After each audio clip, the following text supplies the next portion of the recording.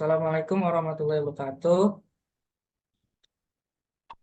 Baik, di sini kami dari kelompok 5 ingin mempresentasikan identifikasi sumber energi PLTSA di Kecamatan Balikpapan Utara. Next. Baik, di sini kita masuk ke nama kelompok. Yang pertama ada saya sendiri, Erik Irawanis Giansa, dengan NIM saya 13211014. Yang kedua ada Putri Taliana, NIM 13211050. Yang ketiga ada Rizky Ramadhani, NIM 13211058. Yang keempat ada Radmi Septo Demanik, NIM 13211054. Yang kelima ada Tasya Mirja, NIM 13211066. Next. Baik, outline yang kami bawa yang pertama di sini ada gambaran lokasi studi, yang kedua ada perhitungan nilai potensi, yang ketiga ada pembahasan, yang keempat ada kesimpulan. Next.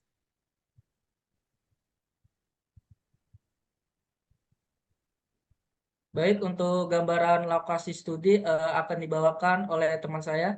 Dipersilakan. Yang selanjutnya itu di kawasan Balikpapan Utara, pengelola sampah kawasan pemukiman belum memasang tempat sampah terpisah antara sampah organik dan non-organik untuk memudahkan pemilahan. Sebagian besar orang mungkin tidak memahami manfaat dari pemilahan sampah. PLTSA adalah salah satu pembangkit listrik dari sumber energi terbarukan. Pada wilayah Balikpapan Utara, tepatnya di Batu Ampar, memiliki potensi kawasan PLTSA. PLTSA di Batu Ampar menawarkan solusi dengan konsep waste to energy untuk mengelola sampah menjadi sumber energi terbarukan. Strategis untuk mengatasi peningkatan jumlah sampah dari aktivitas masyarakat. Next.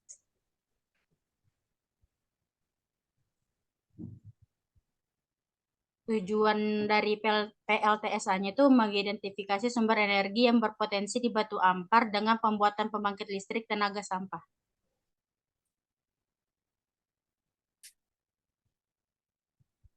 Ya, selanjutnya ada perhitungan nilai potensi. Yang pertama ada metode insinerasi. Jadi, sebelum masuk perhitungan, di sini saya menjelaskan bahwa metode insinerasi adalah pengolahan sampah dengan cara membakar sampah pada suatu tungku pembakaran disebut dengan metode insinerasi. Nah, hasil proses insinerasi dapat dimanfaatkan untuk mengkonversi suatu materi menjadi materi lain seperti pembangkit listrik dan air panas. Kemudian di sini menggunakan asumsi nilai kalori sampah di Indonesia sebesar 1.000 sampai 2.000 KKL. Kemudian jumlah energi per hari yaitu perkalian antara jumlah kalori dikalikan dengan jumlah kalori rata-rata yaitu sebesar 0,00116 kWh per KKL. Kemudian yang pertama ada mencari jumlah kalori yang akan masuk pada boiler, menerapkan persamaan KKL per hari sama dengan volume sampah dikali nilai kalori sampah. Kemudian untuk mencari jumlah energi setelah mendapatkan hasil kalori dilanjutkan dengan menghitung jumlah energi. Nah, di mana dikalikan dengan nilai kalori yang sudah ditentukan dengan persamaan jumlah energi itu perharinya sama dengan jumlah kalori KKL per hari dikali 0,00116 kWh per KKL.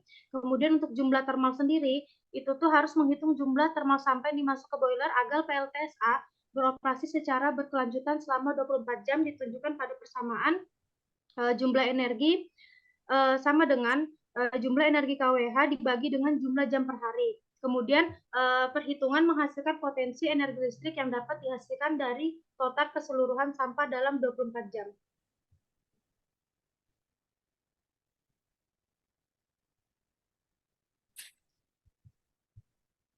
Baik, di sini kita masuk di perhitungan pirolisis.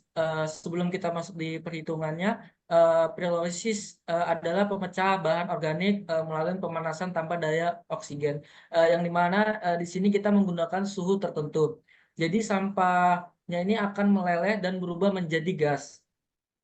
Yang pertama di sini ada perhitungan potensi energi dan daya listrik. Untuk rumusnya sendiri, energi listrik sama dengan volumetric flow dikali LHV. Yang dimana energi listrik ini energi output yang dihasilkan sumber biomasa. Untuk satuannya kWh, untuk volumetric flow, yang mana di sini laju aliran volume. Nah, satuannya L per hari. Untuk low heating flow LHV, yang dimana kalor saat air dan hidrogen dalam fase uap, satuannya kJ per kg. Untuk 1 kJ per kg-nya ini sama dengan 0,000277778 kWh.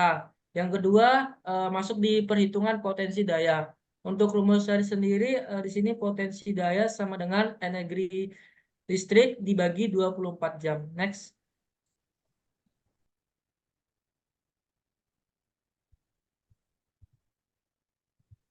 Baik, selanjutnya masuk ke pembahasan.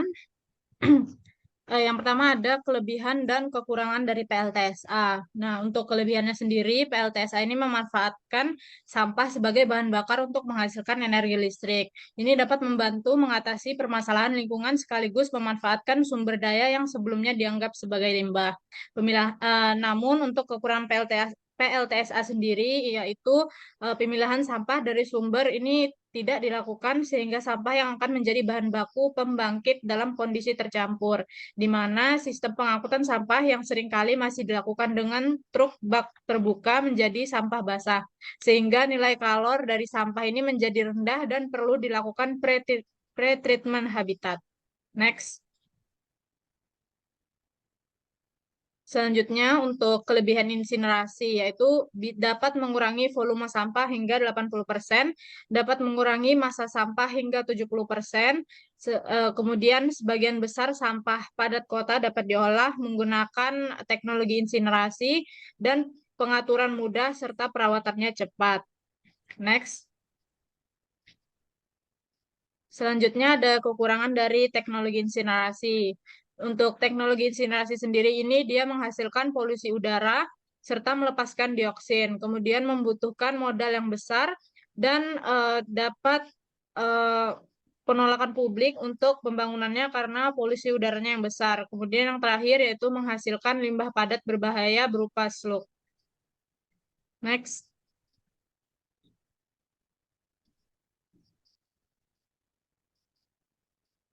Baik, selanjutnya kelebihan dari pirolisis, di mana pertama itu energi hingga 80%, pembebasan lahan berkurang, produk energi tinggi, produk cair dan gas mudah dipisahkan, volume sampah padat berkurang 50 sampai dengan 90%. Next. Untuk kekurangan dari pirolisis ini, produknya tidak bersih, hasil produk cair rendah, misalkan kokas atau arang, diperlukannya pembersihan produk, korosi tabung, input energi tinggi, operasional dan biaya perawatannya mahal. Next. Baik, yang terakhir ada kesimpulan. Jadi dapat disimpulkan berdasarkan laporan yang telah dibuat di atas, maka dapat disimpulkan aspek teknologi pengolahan sampah agar tidak menyumbang timbulan sampah yang lebih banyak lagi dapat dilakukan dengan cara metode insinerasi dan pirolisis. Jadi beberapa teknologi pengolahan sampah yang dapat mengubah sampah menjadi energi tersebut memberikan hasil yang berbeda-beda.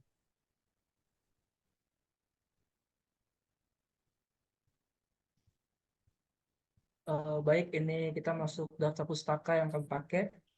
Next.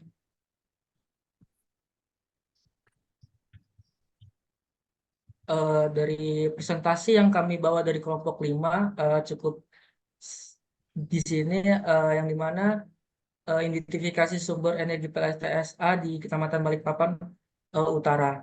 Apabila ada salah kata dalam mempresentasikan di presentasi hari ini, kami mohon maaf. Sekian, terima kasih. Wassalamualaikum warahmatullahi wabarakatuh.